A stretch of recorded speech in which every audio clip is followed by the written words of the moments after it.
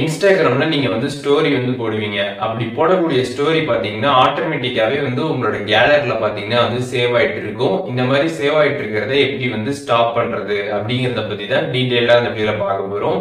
பார்க்கறதுக்கு முன்பாக சேனல சப்ஸ்கிரைப் பண்ணிடுங்க. பெல் ஐகான கிளிக் பண்ணி ஆல் அப்படின்றத செட் பண்ணிடுங்க.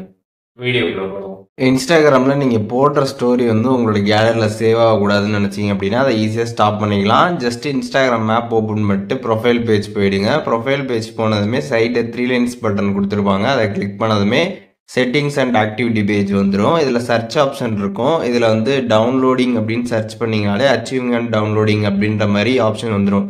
DOW அப்படின்னு நீங்க போட்டதுமே பார்த்தீங்கன்னா ஃபர்ஸ்டே பார்த்தீங்கன்னா ஆப்ஷன் வந்துரும். அதை கிளிக் பண்ணிடுங்க. அதை கிளிக் பண்ணதுமே பார்த்தீங்கன்னா இதில் லாஸ்ட்டாக பார்த்தீங்கன்னா சேவ் ஸ்டோரி டு கேலரி அப்படின்ற ஒரு ஆப்ஷன் பார்த்தீங்கன்னா வந்திருக்கும்.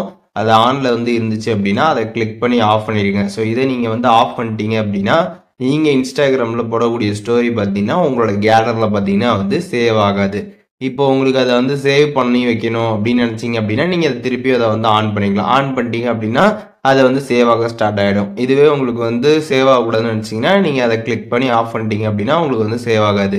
இப்போ இந்த வீடியோ மூலியமாக நம்ம இன்ஸ்டாகிராமில் போடக்கூடிய ஸ்டோரி கேலரியில் சேவ் ஆகிறத எப்படி ஸ்டாப் பண்ணுறது அப்படிங்கிறத தெரிஞ்சிருப்பீங்க. அதில் எதுவும் டவுட் இருந்துச்சுன்னா கண்டிப்பாக கமெண்ட்ஸில் மென்ஷன் பண்ணுங்கள். நான் எல்லாருக்குமே ரிப்ளை பண்ணுறேன்.